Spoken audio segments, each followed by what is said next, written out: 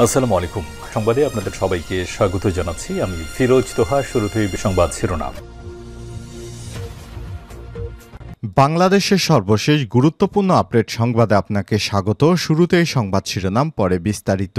শুরুতেই জানিয়ে দিব, আমার দেশ পত্রিকার সম্পাদক মাহমুদুর রহমানের মুক্তির চেয়ে ৪৮ ঘণ্টার আলটিমেটাম। আজ ঢাকা বিশ্ববিদ্যালয়ের শিক্ষার্থীদের সংগঠন ইনকিলাব মঞ্চ ৪৮ ঘণ্টার মধ্যে মাহমুদুর রহমানকে মুক্তির আলটিমেটাম বেঁধে দিয়েছেন। তা না হলে অন্তর্বর্তীকালীন সরকারের আইন উপদেষ্টা প্রফেসর ডক্টর আসিফ নজরুলের বাসভবন ঘেরাও করার হুঁশিয়ারি দিয়েছেন শিক্ষার্থীরা। এরপর জানিয়ে দিব, নির্বাচনী রোডম্যাপ নিয়ে যা জানালেন পররাষ্ট্র উপদেষ্টা। পররাষ্ট্র উপদেষ্টা মোহাম্মদ তৌহিদ হোসেন বলেছেন, নিজেদের স্বার্থে সুসম্পর্ক রাখতে চায় বাংলাদেশ ভারত। আগামী মাসে bay of Bengal initiative for multi sectoral technical and economic cooperation সামিটে দুই সরকার প্রধানের দেখা হতে পারে। এছাড়া শীঘ্রই সব ধরনের ভিসা চালু করবে ভারত। জানিয়ে দিব, পাচার হওয়া অর্থ ফেরত আনতে বিদেশে ৭১টি চিঠি পাঠিয়েছে দুদক। শেখ হাসিনা সরকারের আমলে বাংলাদেশ থেকে পাচার হওয়া $১০০ বিলিয়ন অর্থ ফেরত আনতে ৭১টি বিদেশি প্রতিষ্ঠানকে চিঠি পাঠিয়েছে দুদক। এই তালিকায় রয়েছে যুক্তরাষ্ট্র, যুক্তরাজ্য, অস্ট্রেলিয়া, ইউরোপীয় ইউনিয়ন সহ বিশ্বের বিভিন্ন সংস্থা এবং রাষ্ট্র। জানিয়ে দিব, সাংবাদিক হত্যা মামলায় গ্রেপ্তার দেখানো হলো গাজী গ্রুপের চেয়ারম্যান গোলাম দস্তগীর গাজীকে। বৈষম্যবিরোধী ছাত্র জনতার আন্দোলনে সাংবাদিক হাসান মাহমুদ হত্যা মামলায় সাবেক বস্ত্র ও পাটমন্ত্রী গোলাম দস্তগীর গাজীকে গ্রেপ্তার দেখানো হয়েছে। আজ নারায়ণগঞ্জ জেলা কারাগার থেকে ঢাকার চিফ মেট্রোপলিটন ম্যাজিস্ট্রেট আদালতে নেওয়া হলে মেট্রোপলিটন ম্যাজিস্ট্রেট সাইফুল ইসলাম আদালত তাকে গ্রেপ্তারের পর কারাগারে পাঠানোর নির্দেশ দিয়েছে। জানিয়ে দিব, দেশে যত অন্যায় হয়েছে তার ৯০% শেখ হাসিনা করেছে বললেন কাদের সিদ্দিকী। এবং সর্বশেষ জানিয়ে দিব, ঢাবি শিবিরের পূর্ণাঙ্গ কমিটি প্রকাশ আগামীকাল।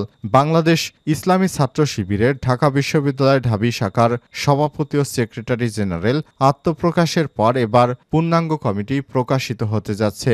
আগামীকাল ২ অক্টোবর এই কমিটি প্রকাশ্যে আনা হবে বলে জানিয়েছে শাখাটির secretary general S M Farhad. আজ ১ অক্টোবর এস এম ফরহাদ কালবেলাকে বিষয়টি নিশ্চিত করেছেন। প্রিয় দর্শক, এতক্ষণ শুনছিলেন সংবাদ শিরোনাম, এবারে বিস্তারিত।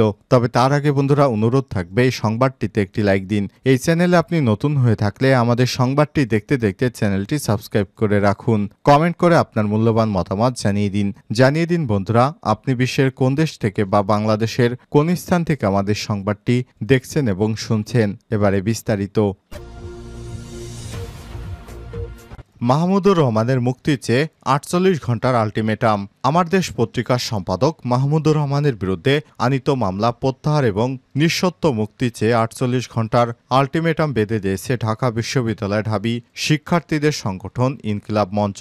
এ সময় তাকে মুক্তি না দিলে আইন উপদেষ্টার কার্যালয়ের সামনে অবস্থান কর্মসূচির ঘোষণা দেওয়া হয়। মঙ্গলবার ১ অক্টোবর বিকেলে ৫:৩০টার দিকে ঢাকা বিশ্ববিদ্যালয় সন্ত্রাস বিরোধী রাজু ভাস্কর্যের পাদদেশে আয়োজিত মানববন্ধনে এই হুঁশিয়ারি প্রদান করা হয়। কর্মসূচি ঘোষণা দিয়ে ইনকিলাব মঞ্চের আহ্বায়ক শরীফুদ্দিন হাদি বলেন, স্বৈরাচারের বিরুদ্ধে আপোষহীন মাহমুদুর রহমানকে যদি ৪৮ ঘণ্টার মধ্যে মুক্তি না দেওয়া হয়, তার বিরুদ্ধে আনীত মামলাগুলো যদি আইন উপদেষ্টা ব্যক্তিগত হস্তক্ষেপে বাতিল না করা হয়, আগামীকাল রবিবার আমরা ইনকিলাব মঞ্চের পক্ষ থেকে আইন উপদেষ্টার কার্যালয়ের সামনে অবস্থান নিয়ে বৃহত্তর আন্দোলনের ডাক দিব। আমরা সেদিন রক্তাক্ত হব, কিন্তু মাহমুদুর রহমান মান্নাকে মুক্ত না হলে আমরা কেউ বাসায় ফিরব না। তিনি বলেন, মাহমুদুর রহমান প্রথম ব্যক্তি যিনি ফ্যাসিস্ট হাসিনা সরকারকে নৈতিকভাবে চ্যালেঞ্জ জানিয়েছিলেন। তিনি প্রথম ব্যক্তি যিনি একজন সাংবাদিক হিসেবে, একজন সম্পাদক হিসেবে ফ্যাসিবাদের বিরুদ্ধে কথা বলেছিলেন। তিনি একাই ফ্যাসিবাদের বিরুদ্ধে লড়ে গেছেন। তিনি বলেছিলেন, শাহবাগে ফ্যাসিবাদের সূচনা হচ্ছে। এই কারণে ফ্যাসিবাদের দোসরেরা তার বিরুদ্ধে প্রতিটি জেলায় জেলায় মিথ্যা মামলা দিয়েছে। এরপর তাকে গ্রেপ্তার করে টানা ৩৯ দিন রিমান্ডে নিয়ে নির্মম নির্যাতন করেছে।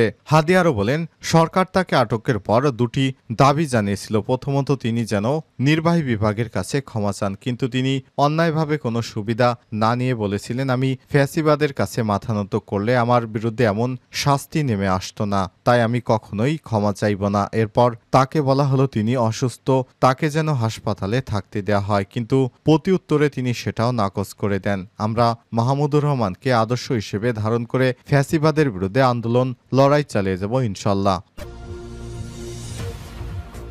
নির্বাচনী রোডম্যাপ নিয়ে যা জানালেন পররাষ্ট্র উপদেষ্টা মোহাম্মদ তৌহিদ হোসেন বলেছেন, নিজেদের স্বার্থে সুসম্পর্ক রাখতে চায় বাংলাদেশ ভারত। আগামী মাসে bay of Bengal initiative for multi sectoral technical and economic cooperation সামিটে দুই সরকার প্রধানের দেখা হতে পারে। এছাড়াও শীঘ্রই সব ধরনের ভিসা চালু করবে ভারত। বুধবার 1 অক্টোবর এসব কথা বলেন তিনি। পররাষ্ট্র উপদেষ্টা বলেন, কমিশনারগুলো সংস্কার প্রস্তাবের পর নির্বাচনী রোডম্যাপ আসবে।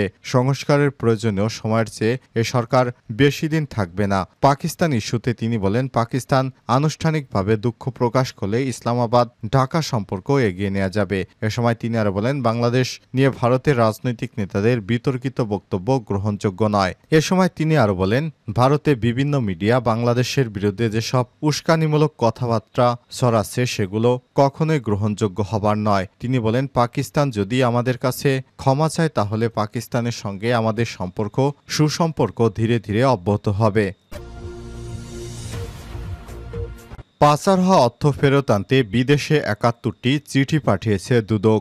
বাংলাদেশ থেকে পাচার হওয়া অর্থ ফেরত আনতে আইনগত সহায়তা চেয়ে বিদেশে ১২টি দেশে ৭১টি mutual legal assistant request MLAR পাঠিয়েছে বলে জানিয়েছে দুর্নীতি দমন কমিশন দুদক। মঙ্গলবার ১ অক্টোবর দুদকের মহাপরিচালক প্রতিরোধ মোহাম্মদ আখতার হোসেন সাংবাদিকদের এসব তথ্য জানান। ইউরোপীয় ইউনিয়নের একটি প্রতিনিধি দল আজ দুদকে আসে। তারা দুদকের কর্মকর্তাদের সঙ্গে বৈঠক করে বৈঠকে বিভিন্ন বিষয় নিয়ে আলোচনা করেন তারা। তিনি বলেন, বাংলাদেশ থেকে পাচার হওয়া অর্থ ফেরত আনতে আইনগত সহায়তা চেয়ে বিশ্বের ১২টি দেশে ৭১টি mutual legal assistant request MLAR পাঠিয়েছে দুর্নীতি কমিশন দুদক। এর মধ্যে ২৭টির জবাব পেয়েছেন তারা। আখতার হোসেন বলেন, ইউরোপীয় ইউনিয়নভুক্ত দেশে পাচার হওয়া অর্থ উদ্ধারে প্রতিনিধি দলটির কাছে সহযোগিতা চাওয়া হয়। তারাও সহযোগিতার আশ্বাস দিয়েছেন। তিনি বলেন, বেশি অর্থ পাচার করা হয়েছে ইউরোপীয় ইউনিয়নে, সুইজারল্যান্ড, যুক্তরাষ্ট্র, কানাডা, সিঙ্গাপুর, মালয়েশিয়া ও অস্ট্রেলিয়াতে। সাংবাদিক হত্যা মামলায় গ্রেপ্তার দেখানো হলো গোলাম দস্তগীর গাজীকে। বৈষম্যবিরোধী ছাত্র আন্দোলনে সাংবাদিক হাসান মাহমুদ হত্যা মামলায় সাবেক বস্ত্র পাটমন্ত্রী গোলাম দস্তগীর গাজীকে গ্রেপ্তার দেখানো হয়েছে। মঙ্গলবার ১ অক্টোবর সকাল 10:30টার দিকে তাকে নারায়ণগঞ্জ জেলা কারাগার থেকে ঢাকার চিফ মেট্রোপলিটন ম্যাজিস্ট্রেট আদালতে নেওয়া হলে ম্যাজিস্ট্রেট সাইফুল আলমের আদালত তাকে গ্রেপ্তার দেখানোর পর কারাগারে পাঠানোর নির্দেশ দিয়েছে। তিনি খিলগাঁও থানায় দায়েরকৃত সাংবাদিক হাসান মাহমুদ হত্যা মামলা ৩ নং এজাহার নামীয় আসামি। মামলার তদন্ত কর্মকর্তা খিলগাঁও থানার সাব ইন্সপেক্টর আজিজুল হক ভূঁইয়া তাকে গ্রেপ্তার দেখানোর আবেদন করে। মামলার অভিযোগে বলা হয়েছে, হাসান মাহমুদ সাংবাদিক হিসেবে কর্মরত থেকে জীবিকা নির্বাহ করতেন। বৈষম্যবিরোধী ছাত্র আন্দোলনের সময় গত ৩১শে জুলাই রাত ১:৩০টার দিকে উত্তরা মুগদাপাড়া বাসা থেকে বের হন তিনি। এরপর আর বাসায় ফেরেননি। অনেক খোঁজাখুঁজির পর জানা যায়, সাদা পোশাকধারী অজ্ঞাতনামা ৫০ থেকে ৬০ জন হাসান মাহমুদকে তুলে নিয়ে যায়। পরে জানা যায়, গোরান সাপরা মসজিদের সামনে পড়ে আছেন তিনি। ভোর ৫টার দিকে মুগদা মেডিকেল কলেজ হাসপাতালে নিয়ে গেলে কর্তব্যরত চিকিৎসক তাকে মৃত ঘোষণা করে। যত অন্যায় হয়েছে তার ৯০ শেখ হাসিনা করেছে বললেন কাদের সিদ্দিকী। কৃষক শ্রমিক জনতা লীগের সভাপতি বঙ্গবীর কাদের সিদ্দিকী বীরুত্তম বলেছেন, এদেশ ছিল শেখ হাসিনা সরকারের।